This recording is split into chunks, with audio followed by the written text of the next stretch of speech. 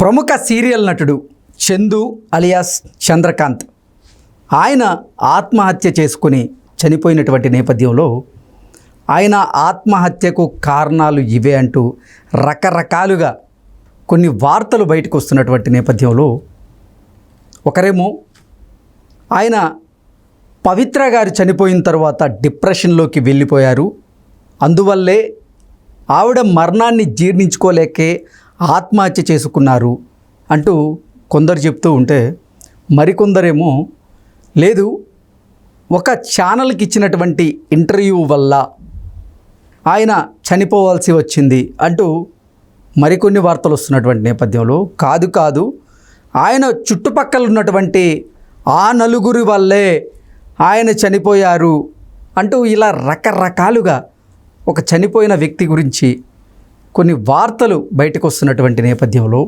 అసలు చందు అలియాస్ చంద్రకాంత్ ఆత్మహత్యకు కారణాలేంటి, ఆయన ఆత్మహత్య చేసుకునేంత పిరికివాడా, అసలు ఆత్మహత్య చేసుకోవాల్సిన అవసరం ఎందుకు వచ్చింది అనే అంశాలకు సంబంధించి మనతో మాట్లాడేందుకు చంద్రకాంత్ బెస్ట్ ఫ్రెండ్ అలాగే ప్రముఖ సినీ క్రిటిక్ దాసరి విజ్ఞాన్ మనతో ఉన్నారు, ఆయనతో మాట్లాడదాం. విజ్ఞాన్ గారు నమస్తే అండి. నమస్తే. విజ్ఞాన్ గారు, ప్రముఖ సీరియల్ నటుడు చందు అలియాస్ చంద్రకాంత్ ఆయన ఆత్మహత్య అందరినీ కలిచివేసింది. అసలేంటి ఆయన ఆత్మహత్య చేసుకోవడానికి కారణం ఏంటి, ఆయన ఆత్మహత్య చేసుకునేంత పిరికివాడా? కొంతమంది ఏమో పవిత్ర చనిపోయిన బాధలో ఆ దుఃఖంలో ఆ డిప్రెషన్లోకి వెళ్ళిపోయి ఆయన ఆత్మహత్య చేసుకున్నారంటూ కొంతమంది చెప్తూ ఉంటే మరికొంతమంది ఏమో లేదు చుట్టుపక్కల వాళ్ళు సూటుపోటి మాటలతో ఆయన జీర్ణించుకోలేక మాటల్ని సూసైడ్ చేసుకున్నారని కొందరు, ఇలా రకరకాల వార్తలు అయితే వస్తూ ఉన్నాయి. అసలు ఏంటి ఆయన చావుకి కారణం ఏంటి అంటే ఏం చెప్తారు? కట్టే కొట్టే తెచ్చలాగా మాట్లాడుకుంటే యాక్చువల్గా మనం కొంచెం లేట్గా చేస్తున్నాం ఇది.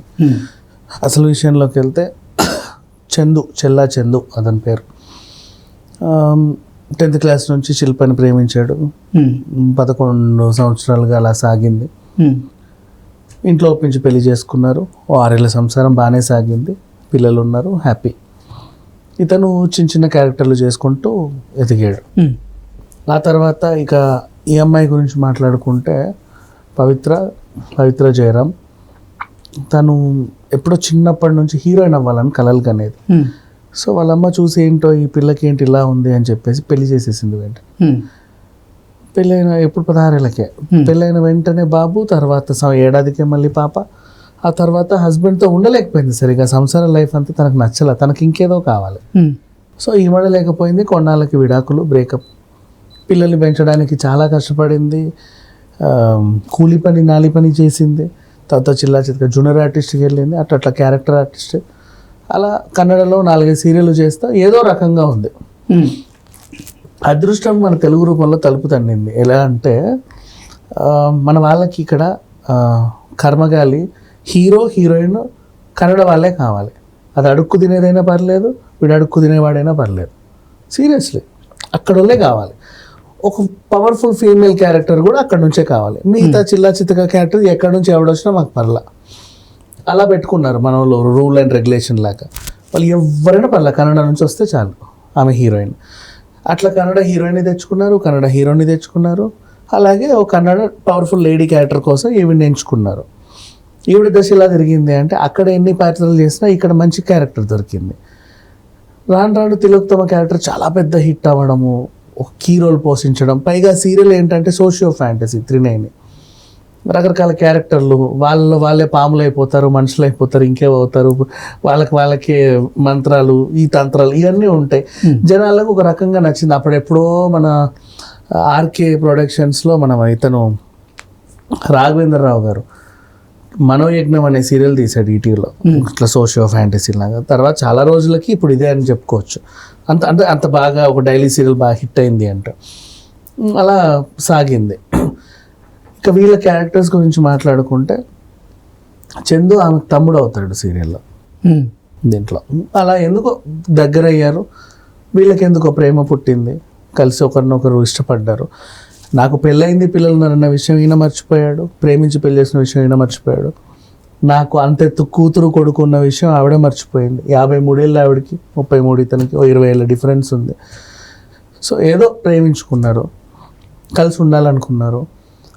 ఆ అవతల పిల్లలకి యాక్సెప్టెడ్, ఇతర అంటే వాళ్ళు యాక్సెప్ట్ చేశారు, మా అమ్మతో ఓకే మీరు ఉండండి అని.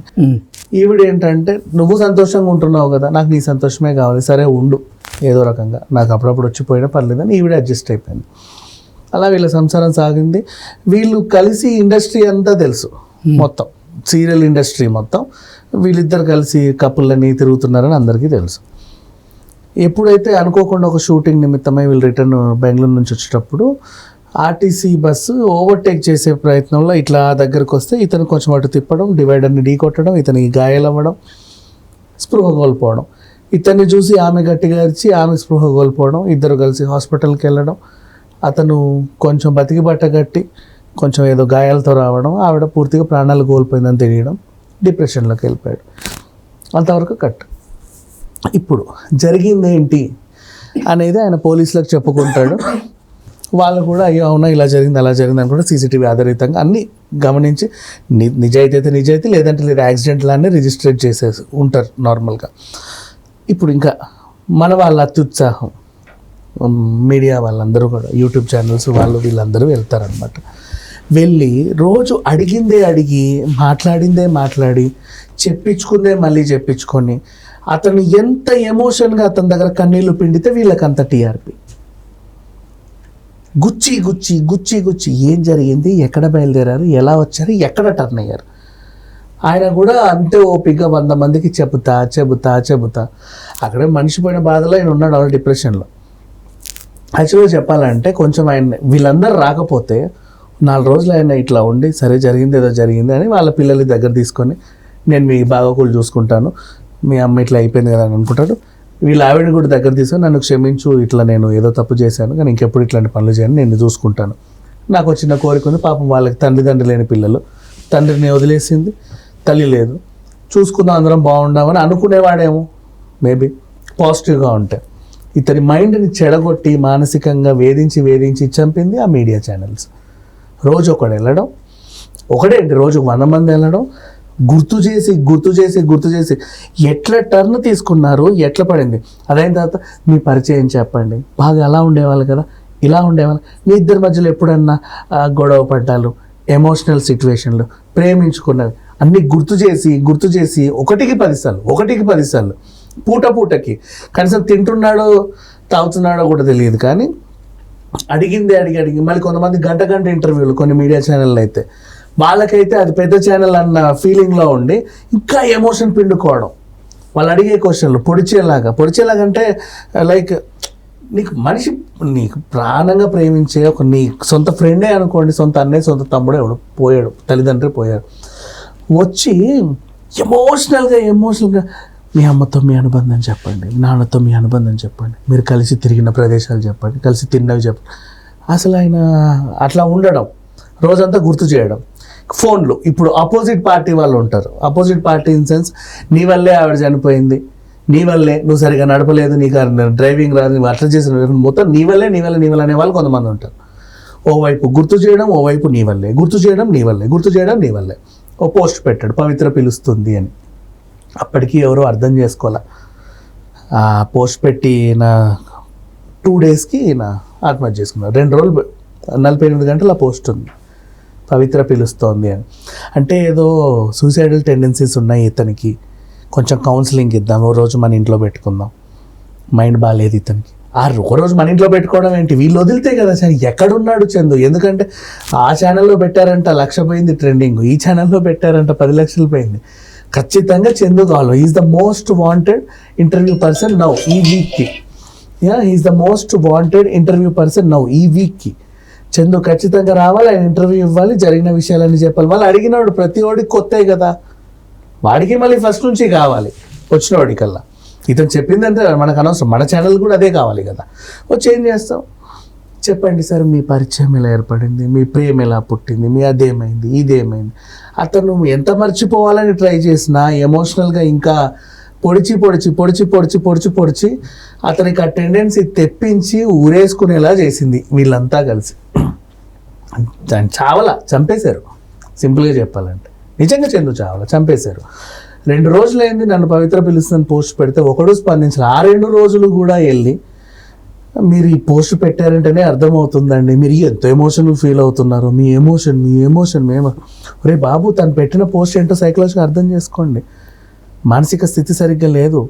నన్ను పిలుస్తుంది అంటే ఆవిడ లేదు. ఆవిడ ఎక్కడుంది, ఎక్కడి నుంచి పిలుస్తుంది, ఇతనికి ఏమనిపిస్తుంది, అవి కదా క్యాలిక్యులేట్ చేసుకోవాలి. ఆ క్యాలిక్యులేషన్స్ చేసుకోకుండా మళ్ళీ గుర్తు చేసి చంపేశారు. ఫోన్లు చేశారు, తెరవట్ల, ఇంటికి వెళ్ళారు, తలుపు కొట్టారు, తొంగి చూశాడు, వేలాడుతున్నాడు, సరిపోయింది. మనిషి లేడు కదా ఏదైనా కానీ. ఈ తొంగి చూడ్డాలు, ఫోన్లు చేయడాలు, అప్పుడెప్పుడో ఒక 6 గంటల ముందో, 1 రోజు ముందో స్పందించినా ఉండేవాడు. నీ ఇంట్లోనో ఆయన ఇంట్లోనో పెట్టుకొని కొంచెం ఎవడు ఓదార్చాడు? ఎవ్వడు ఓదార్చలే. ఓదార్పుకు ఒకడు రాలా ఓదార్పు. కాసేపు వచ్చాడు, అది సర్లేరా పడుకో, ఏం ఆలోచించకు మరియా అని వెళ్ళిపోయాడు. వెళ్ళే వాళ్ళంత ఇంతే. పొద్దున్న నుంచి సాయంత్రం వరకు ఖాళీ దొరకదు. Media channel. వీళ్ళకి ఏం కావాలి? ఆయన టాపిక్లు చెప్తే బాగా పోతుందంట. ఈ వారం అంతా ఆయన ట్రెండింగ్, ఖచ్చితంగా ఆయన కావాలి. ఇది సంగతి. అండ్ ఇప్పుడు పర్సనల్గా అడిగేవాడు చెప్తున్నా, ఇతని మెంటాలిటీ ఏంటంటే ఒంటరిగా ఉండాలనుకుంటాడు. ఓకే, ఒంటరిగా తనలో ఆనందాన్ని ఒంటరిగా, అంటే ఇప్పుడు భార్య ఉన్నా, ఇప్పుడు ఆమెతో రిలేషన్లో ఉన్నా, ఏం చేసినా మనకి ఎక్కడ పరిచయం ఎక్కువ అంటే ఎయిర్పోర్ట్లోనే. మన గోవా గేట్ దగ్గర, గేట్ నెంబర్ 109 నుంచి 121 వరకు అందరూ ఏదో గేట్ గోవాకే ఉంటుంది.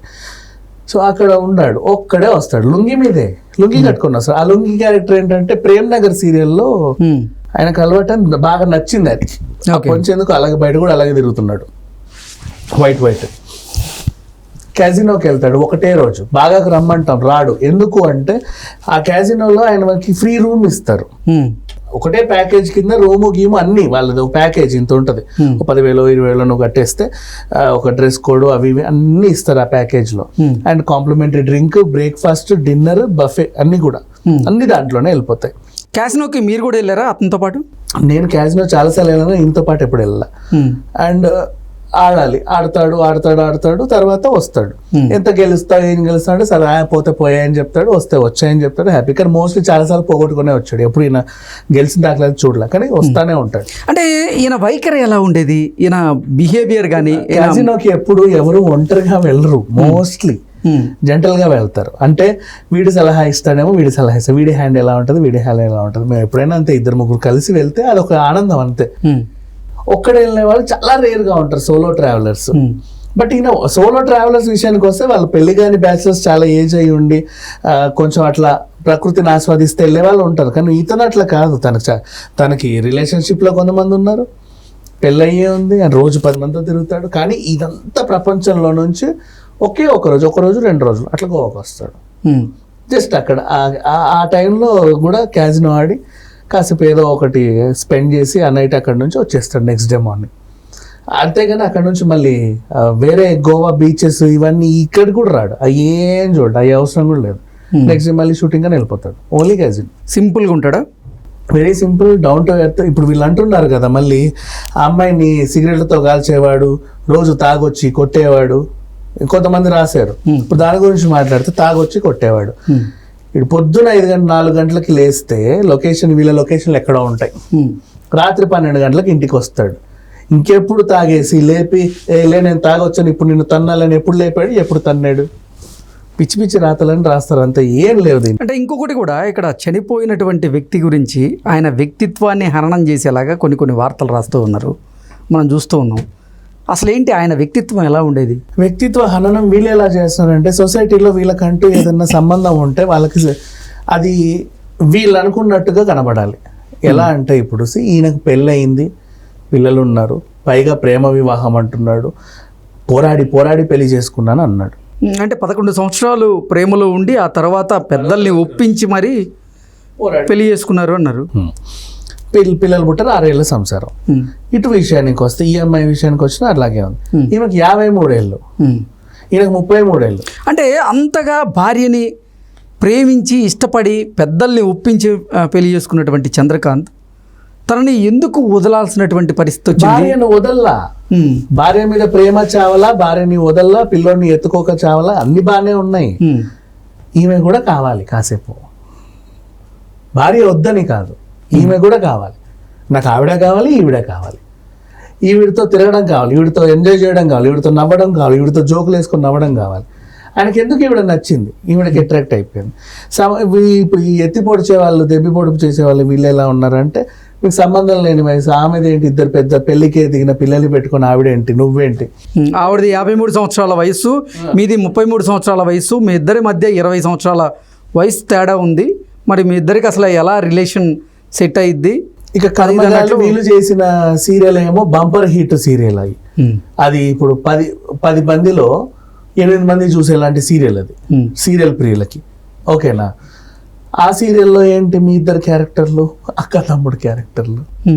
సో జనాలకి మీరు ఒక అక్క తమ్ముడు లాగా, అన్న చెల్లెల్లాగా రిజిస్టర్ అయిన తర్వాత మీకు ఇలా ఏదో సంబంధం ఉందని తెలిస్తే దే కాంట్ డైజెస్ట్. ఓకే, ఆ డైజెషన్ పక్కన పెట్టేస్తే మళ్ళీ ఈవిడకి ఇంత కథ ఉందంట, ఆయనకంత కథ ఉందంట అనగానే కూడా వీళ్ళకి నచ్చట్లా, దెబ్బి పొడుపు స్టార్ట్ చేశారు. అండ్ మళ్ళీ ఈ చందు కంటే ముందు ఆమెకి 6 మందితో రిలేషన్షిప్ ఉంది, చందు 7వ వాడు అని చెప్పడం. అంటే మనుషులు ఎలాగూ లేరు. ఇప్పుడు అసలు విషయానికి వస్తే వీళ్ళది ఏదో శారీరక సుఖం కోసమే ఆవిడతో సంబంధం పెట్టుకున్నట్టుగా జనాలు మాట్లాడుతున్నారు. శారీరక సుఖం కోసమే నువ్వు పెట్టుకుంటే ఆ శరీరం పోయిన తర్వాత ఇంకో శరీరం ఎత్తుక్కుంటావు కదా నువ్వు, నీకు ఆ సుఖం కావాలనుకుంటే. నీ శరీరాన్ని కూడా ఆ శరీరంతో కలపాలని ఎందుకు అనుకున్నావు? పవిత్ర పిలుస్తోంది అంటూ ఆయన పోస్ట్ పెట్టడంలోనే ఆయన ఆ పోస్ట్ పెట్టిన తర్వాత ఎవడు అలర్ట్ అవ్వలేదండి. అలర్ట్ అయ్యారు అని చెప్పుకుంటున్నారు. ఏమని, వెళ్ళాము ఓదార్చావు వచ్చావు, ఏం ఓదార్చావు, నువ్వు ఓదారిస్తే మనిషి ఎందుకు పోతాడు? నీతో పాటు తీసుకెళ్ళి, నీకు అంత కన్సర్న్ ఉంటే. రానన్నాడు, రాననే అంటాడు, నువ్వు తీసుకెళ్ళాలి, నువ్వు మాట్లాడాలి, లేదా నువ్వే ఉండాలి అక్కడ, బలవంతంగానే ఉండు, కనిపెట్టుకోక 1కి 2 సార్లు. ఆయన ఆల్రెడీ చెప్పాడు, ఒక సిమ్టమ్ వచ్చింది బయటికి. అది కూడా ఎందుకు, పొద్దున్న లేస్తే అందరు నూరి మైకులు పెట్టి చెప్పండి మీ అనుబంధం చెప్పండి. ఏం చెప్పాలి మీ అనుబంధం? ఎన్ని రోజులైంది మనిషి పోయి? ఈయన కూడా ఇట్లున్నాడు కట్లేసుకొని. ఇది చెప్పాలంట అనుబంధం గురించి, ఆప్యాయత గురించి, అనురాగం గురించి. చూసి మనిషి ప్రాణం పోయింది. విజ్ఞాన్ గారు, అసలు చందు ఒక యూట్యూబ్ ఛానల్కి ఇచ్చినటువంటి ప్రైవేట్ ఇంటర్వ్యూ వల్ల కూడా ఆత్మహత్య చేసుకొని ఉండొచ్చు అంటూ ఆయన ఆత్మహత్య చేసుకున్న తర్వాత రకరకాల కమెంట్స్ వస్తున్నాయి సోషల్ మీడియా వేదికగా. ఏంటి, ఆయన్ని ఎన్నో ఛానల్స్ ఇంటర్వ్యూ చేసినటువంటి నేపథ్యంలో ఏ ఛానల్ చేసినటువంటి ఇంటర్వ్యూ ఆయనకి ప్రభావం చూపించింది? ఆ ఇంటర్వ్యూ వల్ల నిజంగా చనిపోవాల్సిన ఆ పరిస్థితి వచ్చిందా? అసలు ఏంటి, ఎందుకు ఇలా రాస్తున్నారు వార్తలు అంటే ఏం చెప్తారు? ఇప్పుడు ఫర్ ఎగ్జాంపుల్ ఏదైనా ఇన్సిడెంట్, అది ఇప్పుడు మన లాంటి ఛానల్స్ అనుకుందాం. నేనేమి మన ఛానల్ గొప్ప, అవతల ఛానల్ చెడ్డాను అట్లా, జస్ట్ ఫర్ యువర్ ఇన్ఫర్మేషన్. మన ఛానలే అనుకుందాం. మన దాంట్లో ఏముంటాయి, వార్తలన్నీ పడేస్తాం. ఏం జరిగింది, ఇప్పుడు చంద్రుడు కూడా ఒక వార్తే, వార్తలా చెప్తాం, ఎక్కడ ఏం జరిగిందో సిచ్యువేషన్, ఇది జరిగింది. కొన్ని ఛానల్స్ ఇంటర్వ్యూల మీదే బతుకుతాయి, వాళ్ళకి వార్తలు అవసరంలా. ఒక ఎమోషన్, ఒక మనిషి కావాలి, వాడి ఎమోషన్లు కావాలి, వాడి చేత గంటన్నర కూర్చోవాలి, పిండాలి. వాడు ఎంత ఏడిస్తే వీడికి అంత టీఆర్పీ, వాడు ఎంత గుండె బాదుకుంటే వీడికి అంత టీఆర్పీ, వాడు ఎన్ని విశేషాలు వీడికి అంత టీఆర్పీ, ఎన్ని కాంట్రవర్సీలు చెప్తే అంత టీఆర్పీ. సో ఏం చేస్తారంటే కూర్చొని వీడి టీఆర్పీ కోసం వాడు ఇంకా వాడు ఎమోషన్ అవుతున్నాడు అని తెలిస్తే ఇంకా ఏడిపించడం స్టార్ట్ చేస్తారు. ఇంకా కొన్ని క్వశ్చన్లు అడిగి, నిజంగా ఆ రోజు అలా జరిగినందుకు మేము ఇద్దరం కలిసి ఓ రోజు ఊటీ వెళ్ళామండి, అక్కడ పడిపోతే నేను చాలా ఫీల్ అయినాను ఒక సందర్భం చెప్పాడు అనుకో. మీరు ఊటీలో కలిపిన రోజులు మీకు ఇంకా గుర్తొస్తున్నాయి కదండి, మీరు ఊటీలో అలా చేశారు కదా, ఏ స్పాట్లో ఎక్కడ స్లిప్ అయింది, ఏ స్పాట్లో ఎక్కడ ఎలా అయింది అంటే ఆ ఇన్సిడెంట్ని కళ్ళ ముందు మళ్ళీ గుర్తు చేసి వీడు బెక్కుమంటూ ఏడ్చేలాగా, వెక్కి ఏడ్చేలాగా క్రియేట్ చేస్తాడు. ఆ టాలెంట్ ఒక ఛానల్కి ఉంది. ఇంటర్వ్యూల మీదే బతికి టాప్ ఛానల్ అని చెప్పుకునే ఒక ఛానల్కి ఉంది. అందులో ఉంటాడు ఒక మహానుభావుడు. సరే వాడు చేశాడు, తప్పేం లేదు, వాడి డ్యూటీ అది, వాడు అందరిని అలాగే చేస్తాడు. వాడికి కావాల్సిన ఇన్ఫర్మేషన్ వచ్చింది, టీఆర్పీ వచ్చింది, వాడు ఎంత క్షోభ పెట్టాలో అంత క్షోభ పెట్టాడు చందుని, వెళ్ళిపోయాడు. వాడు వెళ్ళి నా తెల్లారి మళ్ళీ అదే ఛానల్ నుంచి ఇంకో మహాతల్లి వచ్చింది, అదే ఛానల్ నుంచి మళ్ళీ ఆవిడ కూడా అలాగే వీడు పిండిన దానికంటే వీడు మర్చిపోయిన దానికంటే ఇంకా 2 ఇంతలు ఎక్స్ట్రా వేసి ఆమె అయితే ఏడ్చుకుంటూ మరీ కౌగిలించేసుకుంటుంది జనాలు ఎక్కడన్నా ఇన్సిడెంట్ జరిగితే. ఆ టైప్ మనిషి అనమాట. ఇలా చేసి చేసి ఆయన ఇంకా పిండి పిండి పిండి పిండి మొత్తం అంటే ఇక ఏంటంటే ఆ సిచ్యువేషన్ని 1-2 సార్లు ఆయన కళ్ళ ముందు తిరిగేలా చేసి చేసి చేసి మ్యానిపులేట్ చేసి వెళ్ళారు. నిజంగా అట్లా చేయకూడదు, అది చాలా తప్పు. అంటే నిజంగా యాంకర్లు చేసినటువంటి ఇంటర్వ్యూల వల్లే ఒక మనిషి ఆత్మహత్య చేసుకునేటువంటి పరిస్థితి వస్తుందంటారా అని నేను ఫీల్ అవుతున్నా. అంటే అది ఖచ్చితంగా నేను అన్నట్ల, బట్ నేను ఫీల్ అవుతున్నా. నాకు తెలిసిన సైకాలజీ ప్రకారం నేను ఫీల్ అవుతున్నా. బికాజ్ మనకు తెలిసిన మనిషి చందు, వాడు ఎంత స్ట్రాంగో తెలుసు. ఏదైనా కావాలనుకుంటే మైండ్ రిలాక్స్ అనుకోవడం, గోవాకి వెళ్తాడు, క్యాజినో ఆడతాడు, వస్తాడు, మళ్ళీ రొటీన్ లైఫ్. రైట్, ఈ టైప్ ఆఫ్ మనిషి. ఓకే, ఆ టైప్ ఆఫ్ మనిషిని ఒక ఇన్సిడెంట్ జరిగితే సగం మంది ఆల్రెడీ దెబ్బిపడుతున్నారు, నీ వల్లే నీ వల్లే నీ వల్లే అని. ఇంకొంతమంది వచ్చి ఎమోషనల్గా అన్ని గుర్తు చేస్తున్నారు. అంటే అంత మంచి మనిషి నా వల్ల నేను ప్రేమించిన పాపానికి చనిపోవాల్సి వచ్చింది, నా వల్లే నా వల్లే, నేనే నేనే నేనే, నా వల్ల నువ్వు అక్కడ ఉన్నప్పుడు నేను ఇక్కడ ఏం చేయాలి, నేను వస్తాను నీతో పాటు అనే రేంజ్కి అన్ని తీసుకొచ్చి చంపేశారు. చంద్రకాంత్ అసలు తన కుటుంబ సభ్యులతో ఎలా ఉండేవాడు అంటే ఏం చెప్తారు? కుటుంబ సభ్యులతో ఎలా ఉండేవాడు అంటే అందరితో బాగానే ఉండేవాడు. వాడికి అందరూ కావాలి, ఆమె కావాలి, భార్య కావాలి. ఓకే, అంటే ఫ్రెండ్స్తో కూడా బాగుంటుంది, జోవియల్గా, నథింగ్ బట్ అంటే కట్టే కొట్టే వచ్చావో మాట్లాడే వెళ్ళామా. ఇక ఈఎంఐ పరిచయం అయినప్పటి నుంచి ఇక కొత్త ఫ్రెండ్స్ ఏం అవసరం లేదు అతనికి. అంటే నువ్వు కూడా వన్ ఆఫ్ ద ఫ్రెండ్ కదా అతను. మనది ఎంత ఎయిర్పోర్ట్ పరిచయమే కదా, జస్ట్ ఎయిర్పోర్ట్లో కలుస్తాడు. ఇంకెప్పుడు నెక్స్ట్ ట్రిప్ ఎప్పుడు నెక్స్ట్ మంత్. మనం నెలకు ఒకసారి వెళ్ళేది, అంతేగాని ఇంకా తర్వాత మాట్లాడుకునేది ఏం లేదా. డేట్లు మేనేజ్ మనకి ఎక్కడ కుదురుద్ది, వాళ్ళకి ఎక్కడ కుదురుద్ది. అండ్ ఆ డేట్లో ఒకవేళ క్లాష్ అయితే 2 ట్రిప్ 4 ట్రిప్ డేట్ క్లాష్ అయితే అంతే సంతోషం, లేకపోతే అంతే సంగతి. మోస్ట్లీ అంటే సంవత్సరానికి కూడా మనం కనీసం 20-30 సార్లు వెళ్తాం కాబట్టి ఆ అబ్బాయికి అదే అలవాటు ఉంది కాబట్టి యాదృచ్ఛికంగా కలవడమే. ఇంకా సమ్ టైమ్స్ ప్లాన్డ్, వచ్చాను వస్తున్నారు, అరే లేదు నేను 2 days ముందే ప్లాన్ చేసుకున్నాను, అవునా సరే వెళ్ళండి, లేదు లేదు అదే డేట్కి నేను వస్తాను, సరే రండి, దట్స్ ఆల్. ఆ విధంగా ఉండేది.